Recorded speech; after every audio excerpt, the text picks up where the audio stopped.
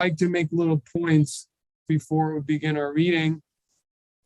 I just wanted to share an idea. It may or may not be repetitious to you, but I mean, if you look at, I mean, and this is going to continue throughout, because in Genesis, as we go through the story of the patriarchs, we see again and again that the focus is on children. It's funny, we were just talking about Ross's great grandkids. And that's really, interestingly enough, the point I wanted to talk about, which is the importance of children, the importance of grandchildren, the importance of a legacy, a human legacy. And that we see that when God's speaking to the patriarchs, and that despite Abraham's wonderful qualities, and despite the fact that, according to our sages, the tradition is that he made many converts, so to speak. He brought many, very likely thousands, to, be believers in the one God, So, despite all that, we don't see that that's the emphasis of God's discussions and the prophecy and the destiny of Abraham and Isaac and finally Jacob. And we find Jacob, I mean, we haven't gotten there yet, but Jacob is the final branch from him develops the nation, because all of his sons remain within the fold. And again, no big innovations here, but simply the point is the importance of, I think we can learn a lesson, is what I'm really saying. Not just is it that we see that the mission of the Jewish people has to do with being a nation, and as opposed to maybe so much reaching out, is a much more emphasis on just being an example and being the best nation they can be, as opposed to proactively reaching out. Again, we can argue about that. I mean, there obviously Maimonides is known to state that there's an obligation to teach the 7 laws to the nations, but the fact is, biblically, we don't see God. This doesn't seem to be the emphasis. I mean, again and again, God speaks to Abraham and the patriarchs and says, "You're going to, your offspring will inherit this land, and you'll be a blessing to the nations." I mean, that's really what we see again and again, that concept. The interaction with the nations is more that they'll be praised, that they'll be an example, that they'll bring blessing, but not really the talk of teaching directly. I think it's more teaching by example, and because that's the idea of a blessing, is that people will say, "Oh, you should be blessed like so and so." That you just like, Ephraim and Manasseh, or you should, so that the children of Israel will be such an example that people will learn from them. But the meaning then is that primarily to be just an extraordinary example. And because of that, God will bless Israel. And because of that, all the nations will learn. However, if they don't do that, then we have a lot of problems. Because then what happens is, well, first of all, if God punishes the Jewish people and destroys the temple, so the nations, they can either learn the right message and say, "Oh, God's people sinned and they're being punished and we have to learn from this." But they can also learn the wrong message, which is, "Oh, we beat God," like Nebuchadnezzar does. You could think the nations say, "Oh, you see, our beliefs are correct." And, the Jewish people are fallen into deterioration. So it's a lose for everyone. Not only do the children of Israel fall into a decay or into a slump, or however you want to call it, but the nations also can get the wrong message. But anyway, getting back to the point that we can all learn from, is that the main thing is to bring up children, and there should be a continuity of the values of the 7 laws and belief in God. That seems to be, I mean, if we could extrapolate a lesson from the mission that God gave to the patriarchs, I think that would be it. that's the mission, the children of Israel. But I think there's also a mission for everyone, because we look at the patriarchs. At that time, they were children of Noah. They didn't have any special classification. And the main point was that they should have children and children's children that should follow in their ways. That was the main point. And I think it remains the main point. The main point is to your family, to give over your values to your children and their children to the best of your ability, and have children and build a family. Okay, so that was my first point. In fact, it's interesting that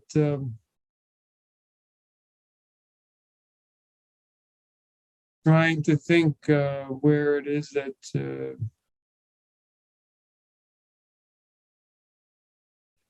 Rashi brings this, but Rashi brings in one of these parshas lately, I can't recall offhand where it is.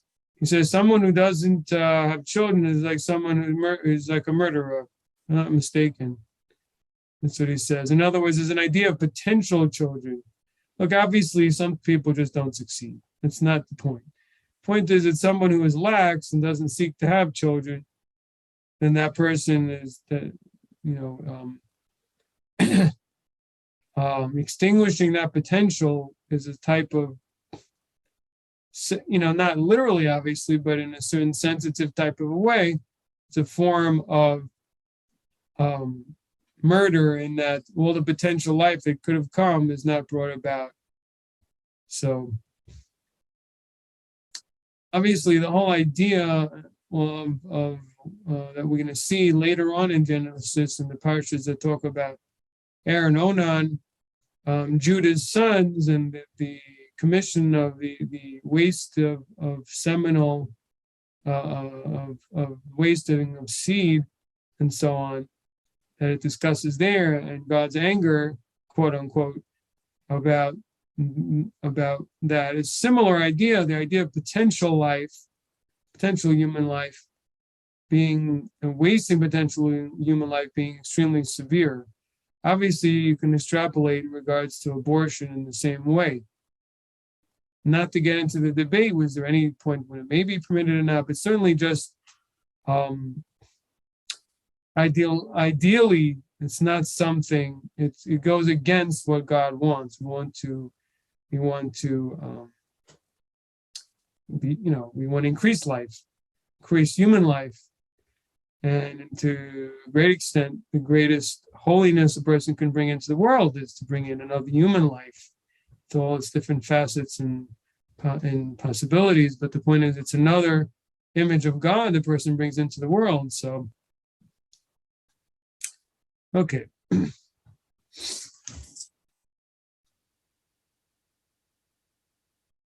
So,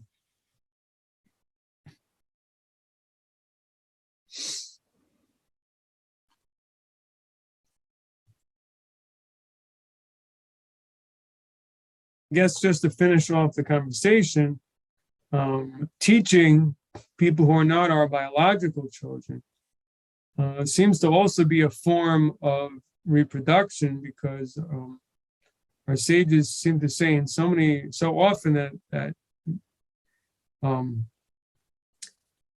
children can mean students.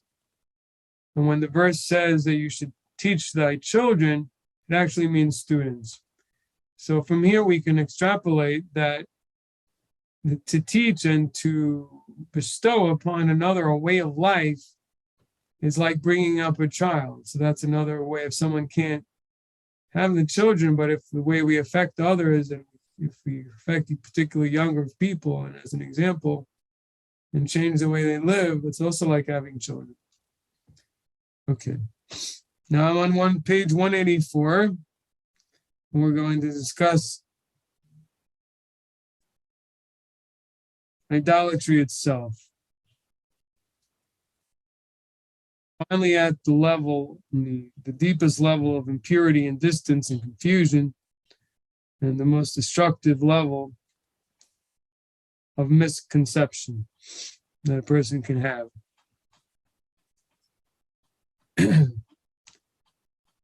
Idolatry. Again, we're in the Practice of Universal Ethics, Chapter 7, Belief in God, page 184. Idolatry. In terms of the relationship of God and creation, idolatry is a further step from the unity of God, which takes a created entity and forgetting or denying God, makes this entity its sole object of worship. Okay? So,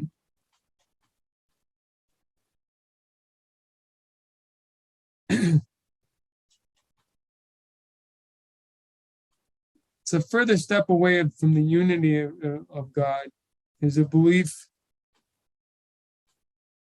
is making this other entity one's sole object of worship.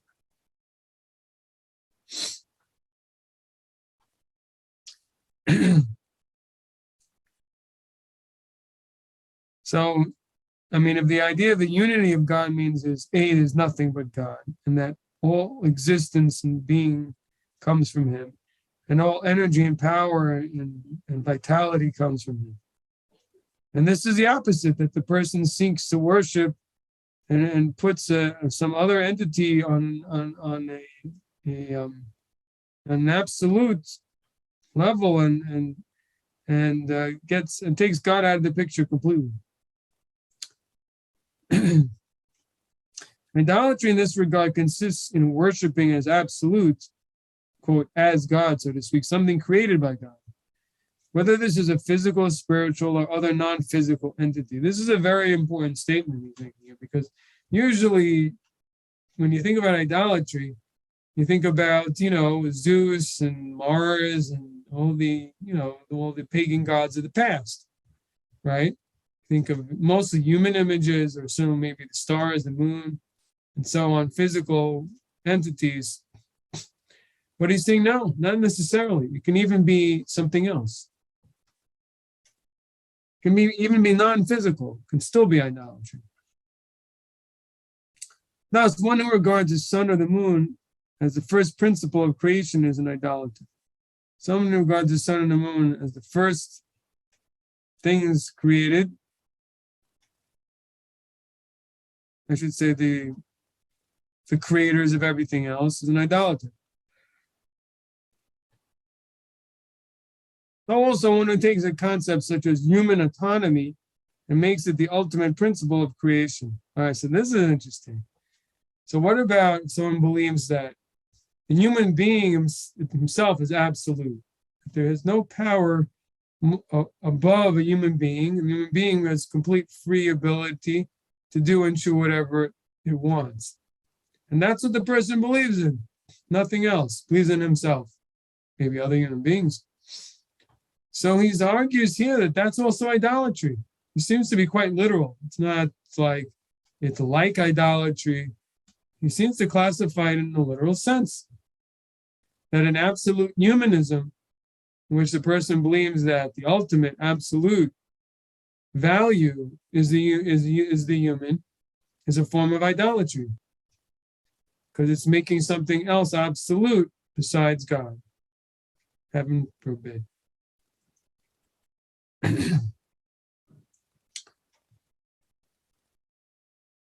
Next sentence.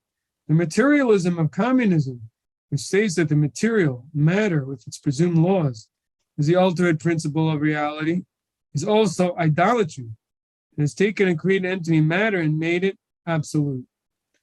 So when we say that the natural world as we know it, for example, the laws of physics and matter that we see is absolute, that there's nothing that's controlling it, that's directing it, but it is as we find it, and the buck stops there. There's nothing else. There's nothing else besides it.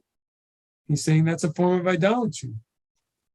That's also idolatry. In other words, a belief in materialism and that there's nothing else, that's idolatry. So it almost would sound like, according to this, atheism is also idolatry then. Atheism is not a separate category. But it sounds like it may be idolatry. Let's see. He goes on to discuss this. So too is pantheism idolatrous. The belief that the earth and living things are like some type of unified life energy. That's the ultimate. That's also idolatry, for it makes the creation itself into an absolute or first principle. That the creation is its own God. In that way, it's kind of like there are people they believe that there's like a common life energy between all living things, and that is the absolute. That might be idolatry. It's actually God is outside of creation, right? So that's interesting to note. According to that, it sounds like that Star Wars may be idolatry. The idea of the force, of this energy force between all living things, sounds closer to pantheism than to monotheism. Okay. To the extent that atheism is rooted in a materialistic doctrine, which regards matter or the physical creation as all there is, it is itself idolatrous.